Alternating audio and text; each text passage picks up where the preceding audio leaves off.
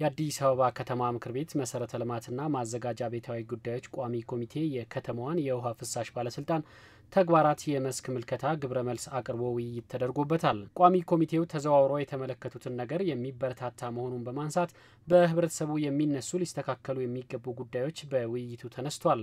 የቋሚ ኮሚቴው ሰብሳቢ ዶክተር ግዛቸው አይካ በጉብኝታቸው በለገዳዲ ግድብ ዙሪያ እየተሰሩ ያሉ የአረንጓዴ ልማት ጅምሮች አካባቢ ጥበቃ ላይ ያለው በጎ ተጽዕኖ እጅግ የሚበረታታ መሆኑን አንስተው የአመራሩን ቁርጠኝነት የሚያሳዩ ተግባራትን መመልከታቸውን አንስተዋል። ግድብ ማኔጅመንቱን አይተናል። እንዲሁ ደግሞ የፍሳሽ መስመር ዝርጋታ ነገ የፍሳሽ ማጣሪያዎች የሚሰሩበትን ሂደት አይተናልና የመጀመሪያው የቋሚ ኮሚቴው ያየው የአሰራር ሂደቱን ነው። አሰራር ሂደቱ ትጉ በሆኑ ሰራተኞች እየተሰራ መሆኑን ሰራተኞችም ደግሞ ለማህበረሰቡ አገልግሎት ለመስጠት የሚያደርጉበትን መልካም ነገር አይተናል። አይነት አመራር እየበዛ ሲሄድ አፈጻጸማቸው ከፍ እያለ ይሄዳል። የአገልግሎት አሰጣጡ ደግሞ የበለጠ ተደራሽ እየሆነ ይሄዳልና የአመራሩንም ጥንካሬ በዚህ ሂደት ማየት ችለናል በጉብኝታችን። የአዲስ አበባ ከተማ የውሃና ፍሳሽ ባለስልጣን ዋና ስራ አስኪያጅ ኢንጂነር ዘሪሁን አባተ ባለፉት ዓመታት በከተማዋ የማህበረሰቡን የውሃ አቅርቦት እጥረት ለመቅረፍ ሰፊ ስራዎች መሰራታቸውን አንስተው በቀጣይ ዓመታት የሚከናወኑ ተግባራትን በጥናት ተመስርተው እየሰሩ እንደሚገኝ ተናግረዋል። ለ2019-20 የሚሆኑትን ጥናት የውሃ ጥናት ስራዎችን ማከናወን ለ2018 የሚከናወኑትን ደግሞ የውሃ ጉድጓድ ቁፋሮ ስራ፣ የሲቪል ስራና የኤሌክትሮሜካኒካል ስራዎችን ጥናትና ዲዛይን ማከናወን ቴንደር ማዘጋጀት ነው። ይሄን ፕሮፐርሊ ተከናውኖ በምክር ቤቱም ተገምግሟል። ኦፕሬሽን ስራዎችን በተመለከተ ደግሞ በዴይሊ 24 ሰዓት ስራ መስራት አለበት። ውሃ መመረት አለበት፣ ማጣራት አለብን።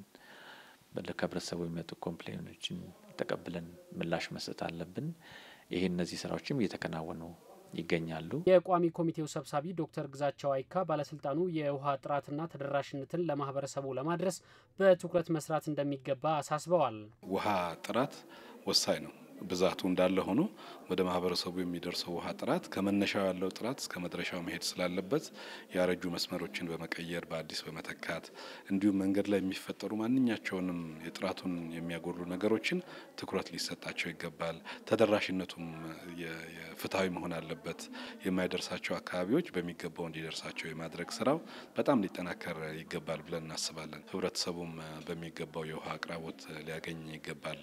ባለስልጣኑ ዋና ስራ አስኪያጅ ኢንጂነር ዘሪሁን አባተ ከማህበረሰቡ የሚነሱ ጥያቄዎችን በዘላቂነት ለመፍታት በቴክኖሎጂ የተደገፈ አገልግሎት ለመስጠት እየተሰራ ይገኛል ብለዋል። ማህበረሰቡ የተለያዩ ጥያቄዎች ይነሳሉ። እኛ ከምንሰጠው አገልግሎት ካለመርካት የተነሳ ይህንን ወደ ዘመናዊነት ለመቀየር እና የማህበረሰቡ ጥያቄ ከስር መሰረቱን ለመፍታት እየተሰሩ ያሉ ፕሮጀክቶች እንዳሉ ሆነው ግን የቴክኖሎጂዎችን በመጠቀም ምክንያቱም ከዘመኑ ጋር ለመሄድ የግድ ቴክኖሎጂን መጠቀም አስፈላጊ ነው።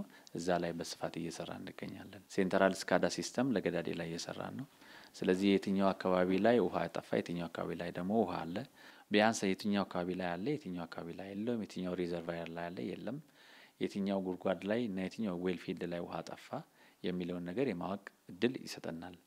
ይሄ በቀጥታም በተዘዋዋሪም የህብረተሰቡን ጥያቄ አድሬስ ያደርጋል። በከተማዋ የውሃ አቅርቦትን ሙሉ ለሙሉ ለመቅረፍ የሁሉም ርብርብ እንደሚጠይቅም በውይይቱ መድረክ ተመላክቷል።